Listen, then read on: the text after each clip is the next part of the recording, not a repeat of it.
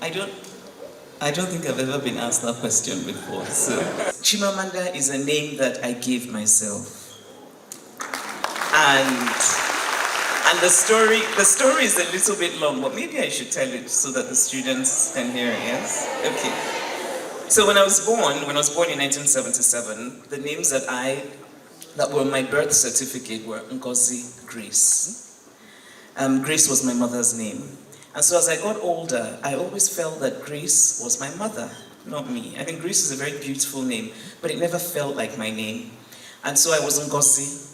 But even then as a child, I felt that Ngozi, while also a beautiful name, was very common. I felt that 1 in 2 Igbo girls were named Ngozi. And I always felt that I needed something else that felt uniquely mine. And so then at my confirmation, I was reading a novel at the time, and the character in the novel was called Amanda. So I decided that this name was wonderful and I was going to be called Amanda. There were a few arguments with the hierarchy of the church concerning such things as that you must have a saint's name.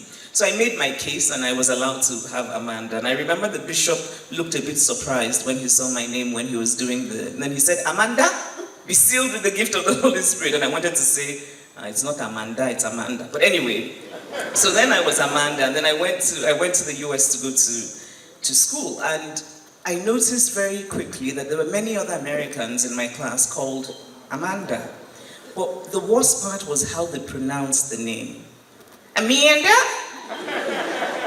And so one day someone was referring to me and I did not know.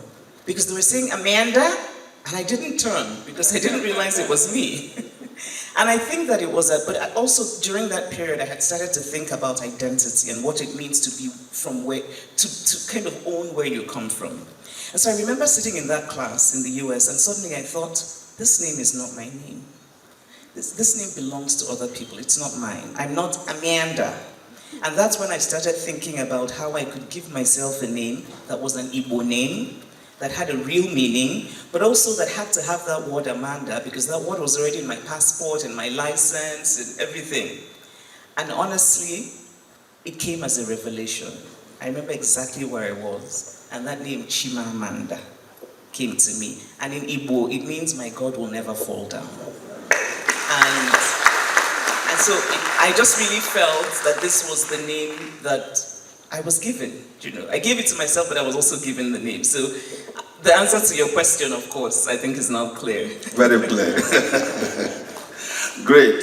So it's called Dream Count. What triggered that inspiration? Or are there multiple triggers of Dream Count? Yes, there are multiple triggers. And I want to say thank you again to the brilliant young women for their performance. I'm not sure everybody quite got it, but what they did was in a lot of what they said, they found very clever ways to weave in titles of my novels and my short stories. And it just really was very cleverly done. So thank you again. And I also love how they kept, the expression dream counting kept recurring.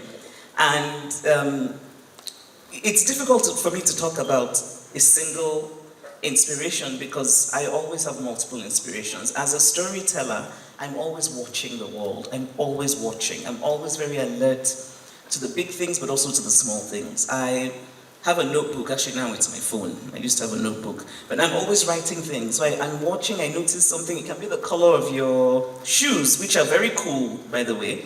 And then I would make a note. And maybe in a novel in 10 years' time, there's going to be somebody wearing shoes like that. So it came from many, many things, but really I wanted to write about, and the students referred to this idea of dreaming and who gets to dream and who thinks that their dream will count and who thinks that their dreams will not count. And, what does it even mean to dream? I'm very interested in, and for me, I understand dream in a very expansive way. I don't just mean, you lie, you sleep, and you dream. No. I mean the hopes we have for ourselves, what we think that we deserve, what we aspire to, all of those things. So, but most of all, I think I wanted to write about women. I wanted to write about women's lives. I think this is the first novel that is very focused on women's lives. I mean, all my other books have been, I think about both men and women. But this is the book that I really wanted to write about contemporary women's lives in a very honest way. Okay, thank you. Now, I'm sure you've, there is this always, his grandmother told him, and he's passed on. So, and Achebe has said that he saw in you a young writer with the skill of ancient storytellers. And in your encounter with Achebe, you also acknowledged that you revered and couldn't even have the courage to look at him face to face.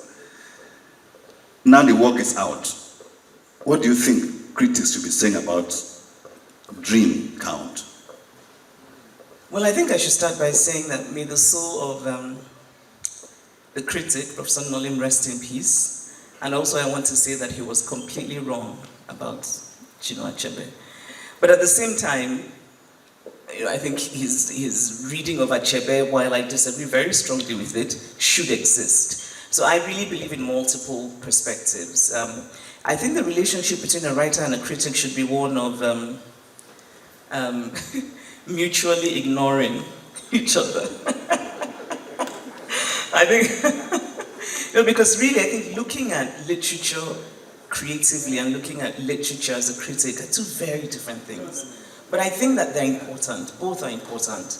And I, of course, look at literature as a creative person. And so, when I was in secondary school, I didn't always enjoy my literature classes because I felt that they were almost too technical, too much about the theme, but I wanted to talk about the characters. There's this idea that of literature being, really a way for us to gossip, but to gossip with the most elevated language. There is something deeply gossipy about the best literature. And I think that critics don't seem to recognize this, and I quarrel with that. So I think that I don't think about critics, honestly. I respect that critics exist. I respect the work that they do because they bring very valuable insight to literary works, but I don't actively think about them, and I don't think creative people should, because often you can start to change your own artistic vision because you're thinking that Nolim is going to say I did not do something right. So let me change this now from my grandmother's story. Even though actually the story that is calling you is your grandmother's story. I think Chinua Achebe did something remarkable with just that novel, Things Fall Apart. I mean, he changed the world. That's right. And we cannot, it's something that there's no way that you can reduce that. It's what it is. And so I don't know what the critics, I know the book has been reviewed wide. I'm told that the reviews have been very good. I don't read reviews. But, critics, I respect them, but I will always face my front. Thank you. Okay. Chimamanda Ngozi Adichie is a woman. She's a wife. She's a writer. She's a public figure. And above all, you have to be the mother that you are. And some of these young girls will be wondering, how are you combining all of these roles? How are you juggling them? And how is it that you're able to get to where you are with all these multiple roles that you have to play? And I'm sure they would like to know how you do it so that now that you have inspired them and they look up to you like a model, can you share your secrets with them before we allow them to join the conversation? And almost an itigidi man, he mentioned wife before mother. You see the problem. Please, can you mention mother first? It's the wife that makes you a mother. Okay, I think you've won that argument. I think if I have anything to say to young women, obviously I have many things to say, but in this particular case about having different roles, it is to say to them, you can. But the other thing is, you might not be able to do all of them as perfectly as you want, but that's okay. Part of being a mother, which I think for me has been the greatest gift I've been given, is that sometimes you feel guilty. Sometimes you feel that you want to be there 24 hours a day for your child, but you can't. And in fact, it might not be a good thing for your child. I think it's a good thing for your child to see you doing things in the world. You inspire your child by going out and doing things, whatever it is. From the woman who sells pepper to the woman who's running for president, that child is inspired by seeing the mother. I know how much it meant to me to see my mother, who was a wonderful mother. You know, my mother was a fantastic mother, but she was also a woman with her own ambitions. And so she became the first registrar of the University of Nigeria. But I never felt for one day that my mother was not there for me. And so we can do it all. What I want to encourage you, though, in particular, is whatever it is you want to do it well. Don't put in any half-baked effort. If you're going to have children, put in everything. If you're going to pursue, you need to put in everything. So what I try to do, I'm going to leave out wife for now. Because these Cross River people, I think they need to add money to the bride price. So but you know, my writing, you know, when I was younger, I didn't actually dream about things like getting married. Honestly, I had friends who would say, my wedding dress. I never thought about the wedding dress. I just wasn't interested. I read books, and that's what I loved doing. And I had arguments. I was very good at arguing about everything. And I encourage you, by the way, especially young women, speak up. Speak up. But always speak up from a place of knowledge. So before I have opinions about almost everything in this world, but before I air them, I go and do my homework. So if you ask me what I think about something and I don't know about it, I won't tell you anything, but I'll go back and read. I'll go back and learn. And so, you know, often I find that in public spaces, men generally are more confident about speaking up. Women are generally more, you know, apologetic. Don't be. Speak up. And all of these rules, you can do it. You don't have to be perfect. You know, you can be a mother as long as you love your child with your whole heart. That's it. Because love will propel you. Your love will propel you to do what you need to do for your child. And it's so important, I think, for a woman to have what she does, for a woman to have her own. And it's not just about, you know, have money in your pocket so that he's not giving you money for, no, I mean, just a sense of self-fulfillment. Have something that you do. It doesn't matter what it is. And do it well. So I really think it's very doable. And as for the wife, you know, just manage your husband. I hope you're not managing once. The one thing I want to say about a husband is it's really important who you choose. It's really important who you choose. Young women choose wisely. Sometimes as young women you can tell that the person you're with is not really a good person, but you're desperate to get married. You're desperate to have somebody who's your partner.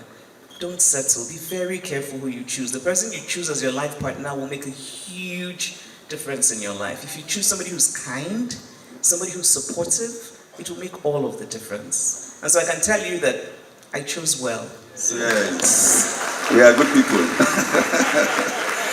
Okay. So you can try, if you're looking, go to Itigidi. There's some good men left there. Thank you. So please apply through me. I will give you.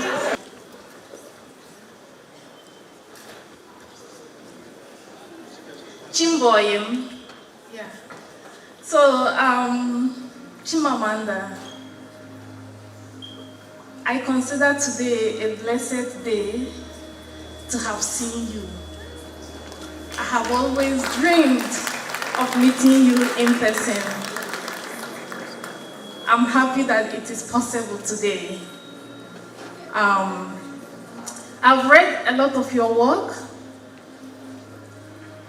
and I have questions, a million questions for you.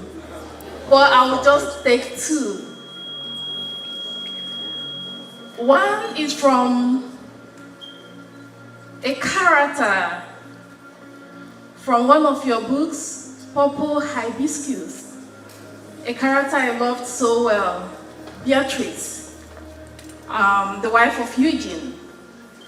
And so I want to ask you a question about that character. And that question has to do with the abuse of female bodies and mode of resistance. In Purple Hibiscus, Beatrice's act of poisoning her husband is a pivotal moment in her resistance and the journey towards freedom.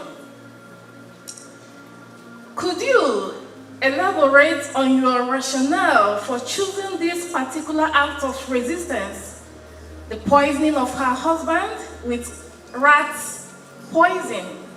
The village. Chisum. So I'm going to, very quickly, my advice for an upcoming writer, and I'm assuming that you are one, right, is to write. Write. Keep writing. You know, sometimes people will talk about how they want to write, but they're thinking about all of the problems and all of the challenges they have. Write. And I think if you're really committed to writing, you have to make the time. When I was in college, when I was in university in the US, I was full-time student. I was also taking care of my nephew, which was also a full-time job. But I made the time to write. So sometimes, I would cook, put him to bed, and then I would do my school work, write a paper, whatever. And then I always would add an hour or two. So often I would go to bed at 1 o'clock in the morning because I was determined to make time to write every day. So often it meant I didn't have as much of a social life, but I wasn't really interested because what mattered to me was the writing. So I think that if you consider yourself an upcoming writer, you have to really make writing matter. And it means that you have to be willing to sacrifice something for the writing. And write write every day. Sometimes it won't be good. It doesn't have to be good every day. Write. And to the young man who made the big mistake of calling Nsukka a village, we're coming after you. But I appreciate your question because I think it's, and the simple answer to your question is yes, that of course I think it's important to remember that everyone who's achieved something had some obstacle. If they didn't, then they're lying. But the question I want to ask you is your dream a specific dream? You said, I want to be great. But is it, I want to be great at? Or is it just, I want to be great? Because it makes a difference. If it's a specific dream, I really respect that, and I urge you to, yes, Nigeria is hard. Nigeria has always been hard. But people have managed to push back. And push back. If you have a specific dream, do your best, do your homework. I really believe in homework. So software engineering, which I don't know very much about, obviously, but I'm sure that there are courses online that will elevate you.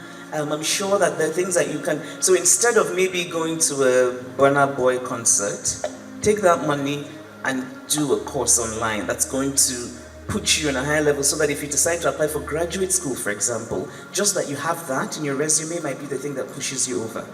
Just do more. Take 4 more steps forward. Nigeria is hard. I know that. We all know that. But I think maybe it's time for us to say, don't stop the sentence that Nigeria is hard. Continue with but. Nigeria is hard. Do a comma, not a full stop. But I will do it. It's really important because I think it's also important for us to remember there's so much. Every time I'm home, I'm just moved by the innovation, the energy in this country, the intelligence, the talent.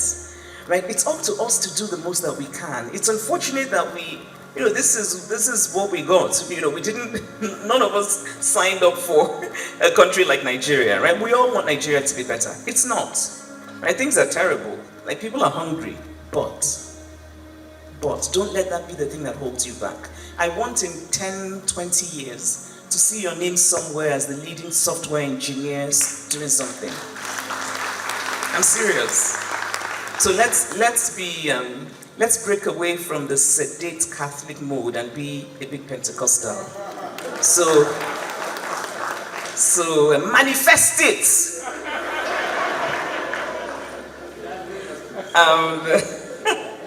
And the other question, sister's question, which amused me because it almost felt as though sister was warning me a little. And I think sister was saying, really, sister's question is, but don't you think that you're encouraging other women to use rat poison? And why not something? And well, I think the first thing I will say is it was the character, not me. Let's remember that. But how I read that character, and I think that multiple readings are valid, but how I read that character is that her act was an act of resistance, but it wasn't really for her, it was for her children. That act was was a violent act, it was an extreme act, but it was also an act of a woman who had been beaten down to the most abject submission, and who did not want her children to live in the shadow of what her life was. I don't think Beatrice is ever going to be a full human being, but she wanted differently for her children. And when you ask, shouldn't I have thought about what other options did she have? I think it's easy when we talk about women who are in terribly abusive relationships, when we say, why don't they just leave? But the psychology of abuse is very different. It's very difficult for women who have been in relationships that are so unhealthy to just get up and leave. They don't even have, many of them don't even have, they're not able to psychologically. So I think Beatrice is a character who would never have been able to get up and pack her things and tell her children we're leaving. Not in the shadow of a man just as impressive, in many ways as Eugene.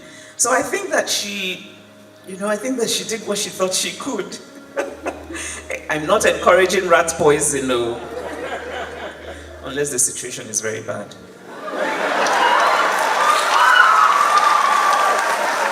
No, please, it's a joke. All of you young people, please do not put on social media.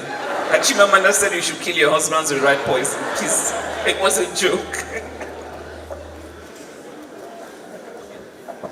Thank you. In space, there's no one you are looking up to. I talked a lot about my father and my grandfather. I don't think a lot of women would get up and tell me, well, what about your there's an entitlement to space that men have that puzzles me to no end, and women don't have it. And I think that men should come towards the center a little bit, let go of that fragility. Everything is not about you. And women, maybe learn, no, but honestly, because a lot of the questions I get, first of all, you cannot know me and say that I don't talk about my father. So you need to watch more things. My father, anybody who knows me well and has read me knows how much my father meant to me. My father, I was a complete and utter daddy's girl. And also in that interview, if you remember, I said that one of the major feelings that I've left with in my grieving process, which is ongoing, is that I think I took my mother for granted, and I have deep regrets about that. I was so busy being a daddy's girl and adoring the ground that my father walked on, that I just thought my mother was just there forever. And so I've talked about how it's important for young women to really nurture and cherish and nourish the relationship with your mothers. It's very, mother-daughter relationships can be very thorny. You're going to regret it if you don't make sure that pay attention to it now. If you have your mother, pay attention to it now. Make the most of it. And so, to the question, yes, I was inspired by my mother and my grandmother, as I should be, and I'm sure you were inspired by your father and your grandfather. No, honestly, I think this is why I say that feminism is a justice movement, that we have to get to a point where it becomes ordinary to think that both women and men are at the center of the world, not just men.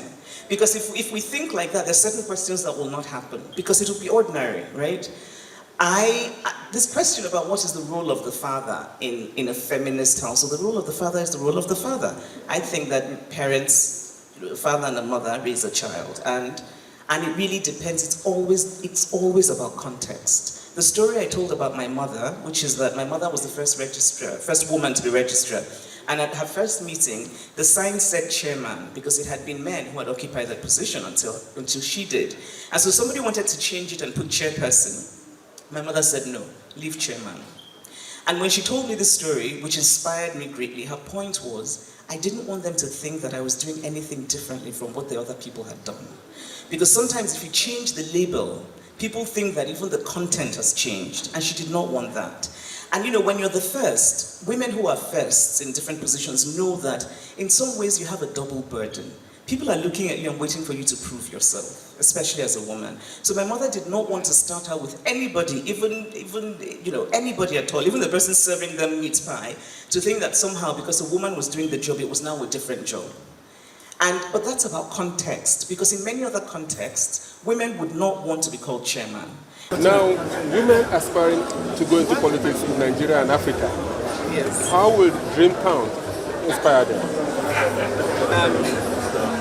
Sorry, before Okay, yes, I will. So I think that Dream Count is a novel that I hope will make people remember their dreams. So we all dream. Women, men, we all dream. And sometimes we put our dreams in our pockets because we don't think that they will come true. And I think it's important to just keep dreaming. And so I hope that this novel inspires everyone, but of course particularly, as you've asked, women who want to run for office. It's a very difficult thing to take on in a country that doesn't have many examples, many successful examples to look up to. But I think just being reminded that as a human being you dream, right? And it's worth holding onto that dream. It's worth trying because you never know. Okay, what contribution, like writers, what kind of contribution do you think the tribe make? Like works like. Can we ask like 2 questions so that she can answer? Like works like creativity or writers. What kind of contribution do you think can make to inspire the growth of the country, the socio-economic development of Nigeria? Is it a very difficult question? Can you break it down? When you spoke that the issue of feminism has been politicized, one, what do you mean? And secondly, you were trying to say that Feminism is associated. there's that many women, that the country has lost a lot because of women's exclusion. Can you shed more light on it? It's not just the country, it's the world that has lost a lot from women being excluded. When you think about it, men and women are granted intelligence, so we cannot say that men are somehow automatically more intelligent than women. So when you think about all the intelligent women throughout history who have not been allowed to participate, who were not allowed to go to school, who were sent up to get married instead of getting educated, you realize that we have lost a lot because who knows? Who knows if perhaps today we might have cured all different kinds of cancers if we had let these women get it. So what we have done as a society is that we have somehow cheated ourselves. So we've used half of the intelligence that God gave to us as human beings by excluding women. And so it's time, and this is why I say that feminism is a justice movement. It's not about, it's not about fighting anybody, it's about justice. It's a justice movement. And so when we have full inclusion of women, we're bringing in more talent, we're bringing in more... Can we please give a resounding round of applause to our guests this afternoon for such a wonderful time spent together. Thank you very much. Thank you. What I mean is that Thank you very much. Press, please. Give us some time. All kinds of political meanings. Oh, it's a woman who wants to fight men, all of that. It's not. As that continues to happen, may I allow that at the end of this event, the 400 level students are participating behind the address by Mr. Emeka Wemena, Director of Media, NYSC. It's a justice movement. Thank you. Okay, sorry.